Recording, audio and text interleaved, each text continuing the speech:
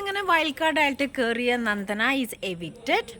ആള് നല്ല രീതിയിൽ പെർഫോം ചെയ്തു എന്ന് തന്നെ ഞാൻ പറയാം. ആള് നല്ല ഹാർഡ് വർക്കിംഗ് ആയിരുന്നു. നല്ല രീതിയിൽ ഒരു രീതിയിലുള്ള സേഫ് ഗെയിമോ ഒരു കോംബോ പിടിക്കലോ അല്ലെങ്കിൽ ഒരു ഗ്രൂപ്പിസമോ അല്ലെങ്കിൽ ഒരു തളർച്ചയോ അല്ലെങ്കിൽ വീട്ടിൽ പോകണം എന്നുള്ള ബഹളമോ അങ്ങനെ ഒന്നും ചെയ്യാതെ ഫുൾ ഓൺ ഫയറിലായിട്ട് തന്നെ. ഇപ്പം പല ആൾക്കാരും ചില സമയത്തൊക്കെ ഇവൻ ഞാൻ സംസാരിച്ചിട്ടുണ്ട് ഒരു സ്കൂൾ വൈബാന്നുള്ളത്. എനിക്ക് ആദ്യത്തെ രീതിയിൽ അങ്ങനെയൊക്കെയാണ് തോന്നിയത്, ഒരു സ്കൂൾ കലബല. അപ്പോൾ ആളങ്ങനെയാണ് സ്റ്റാർട്ടിങ് തൊട്ട് ഇതേ രീതിയിൽ തന്നെ ഈ ഒരു മൊമെൻറ്റ് വരെ നന്ദനയുടെ ക്യാരക്ടർ ഹാൻഡിൽ തന്നെ പോയിട്ടുണ്ട്. ഒരു വ്യത്യാസം എന്നുള്ള രീതിയിൽ പറയാനില്ല. അപ്പം ചില ആൾക്കാർ പറയുന്നുണ്ടായിരുന്നു കോളനി നന്ദന, മാർക്കറ്റ് നന്ദന എന്നൊക്കെ.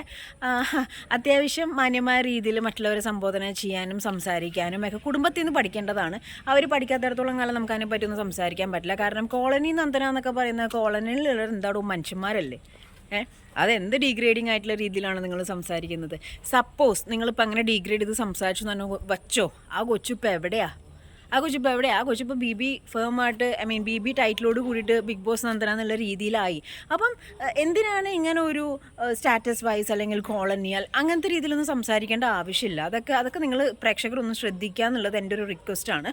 അപ്പം പെങ്ങളൂട്ടി പോയ വിഷമത്തിലായിരിക്കും ഓഫ് കോഴ്സ് സായി ആണെങ്കിലും അർജുൻ ആണെങ്കിലും അഭിഷേക് ആണെങ്കിലും സിജു ആണെങ്കിലും. അർജുൻ അത്രയില്ല, എന്നാലും സിജുവിനും ഇവർക്കൊക്കെ നല്ല വിഷമമുണ്ടാവും. പക്ഷേ ആൾ നിന്നിടത്തോളം നല്ല രീതിയിൽ തന്നെ നിന്നു. കാരണം വൈൽഡ് കാർഡാണ്, നമുക്കറിയാം. ഒരു മാക്സിമം പുള്ളിയുടെ ഇത് കൊടുത്തിട്ടുണ്ട്. കാരണം ഇപ്പം കോമണറല്ലേ എന്നുള്ള രീതിയിലുള്ള ഒരു എന്താ പറയുക, ഒരു ഗ്രാൻഡഡ് വേർഷനോ അല്ലെങ്കിൽ മടിയായിട്ട് നിൽക്കുകയോ അങ്ങനെ ഒന്നും ഉണ്ടായിരുന്നില്ല. എൻ്റെ പേഴ്സണൽ അഭിപ്രായത്തിൽ പറയുകയാണെങ്കിൽ നന്ദന നല്ല രീതിയിൽ തന്നെ കളിച്ചു, നല്ല രീതിയിൽ ഫൈറ്റ് ചെയ്തു. സംസാരിക്കുന്ന കാര്യങ്ങളൊക്കെ നന്നായിട്ട് സംസാരിച്ചു, പ്രൊവോക്കിംഗ് ആണെങ്കിലും സംസാരിച്ചു. പിന്നെ ഫൈറ്റിങ്ങിൻ്റെ സമയത്ത് ഞാൻ ഈ പറഞ്ഞ മാതിരി ആദ്യമൊക്കെ ഈ പറഞ്ഞ മാതിരി ഒരു സ്കൂൾ ഫീലാണോ അല്ലെങ്കിൽ ഒരു കലബിൽ ഇതാണോ എന്ന് തോന്നി. പക്ഷേ ആളിങ്ങനെ ആളുടെ അടുത്തും ഈ പറഞ്ഞ മാതിരി സംസാരിച്ച് നിൽക്കാനൊന്നും പറ്റത്തില്ല, ഇല്ല കാര്യം പറയുമല്ലോ. കാരണം ജാസ്മിൻ്റെ അടുത്ത് സംസാരിച്ച് നിൽക്കാൻ പറ്റില്ല എന്ന് പറഞ്ഞ പോലെ തന്നെ നന്ദനയുടെ അടുത്തും സംസാരിച്ച് നിൽക്കാനൊക്കെ ഭയങ്കര ബുദ്ധിമുട്ടാണ്. പിന്നെ അങ്ങനെ ഒരു ഇതിൽ എനിക്ക് എവിടെയും നന്ദന വീക്കും തോന്നിയിട്ടില്ല. ഞാൻ പറഞ്ഞിട്ടുള്ളത് ഒരു സ്കൂൾ ഇതുപോലെ എനിക്ക് തോന്നിയിട്ടുണ്ടെന്നാണ് ഞാൻ പറഞ്ഞത്. പല ആൾക്കാരും പറഞ്ഞിട്ടുണ്ട്. പക്ഷേ ആൾ എവിക്റ്റായി നിന്നിടത്തോളം നല്ല രീതിയിൽ തന്നെ കളിച്ചു. അപ്പം ഇനി ഈ ഒരു എവിക്ഷൻ ഉണ്ടാവും. ഇനിയിപ്പോൾ അഥവാ എവിക്റ്റ് ആവുകയാണെങ്കിൽ തന്നെ നമുക്ക് സംശയം വച്ചിരുന്നത് നന്ദന, നോറ, സായി ആയിരുന്നു. സിജോയുടെ വോട്ട് കിട്ടിയതുകൊണ്ട് പിന്നെ ഇതായത് നന്ദനയാണ്. അപ്പോൾ ഇനിയിപ്പോൾ ഒരു എവിക്ഷൻ ഉണ്ടാവും. എവിക്ഷൻ ഉണ്ടായാൽ തന്നെ നോറ ആയിരിക്കുമോ സായി ആണോ എന്ന് അറിയത്തില്ല. ചില ആൾക്കാർ പറയുന്നുണ്ട് സായി പുറത്താണ് എന്നാലേ കളി നന്നായിട്ട് പോകത്തുള്ളൂ എന്ന്.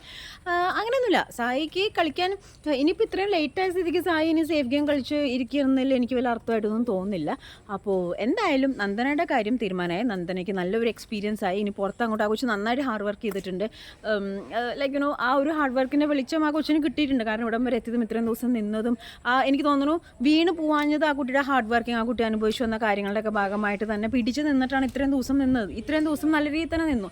അലമ്പുണ്ടാക്കണമെങ്കിൽ അലമ്പുണ്ടായിട്ടും കലബിലായിട്ടും ഒരു സൈലൻ്റ് അല്ലെങ്കിൽ ഒരു മതി വീട്ടിൽ പോകണം എന്നുള്ള രീതിയിൽ സംസാരിച്ചൊന്നും ഞാൻ കേട്ടിട്ടില്ല. അപ്പോൾ എന്തായാലും നന്ദന എവിക്റ്റഡാണ്. ഇനി ആരൊക്കെ എവിക്റ്റഡ് ആവും, അതോ നന്ദന മാത്രമേ എവിക്റ്റ് ആവൂ, കാത്തിരുന്ന് കാണാം.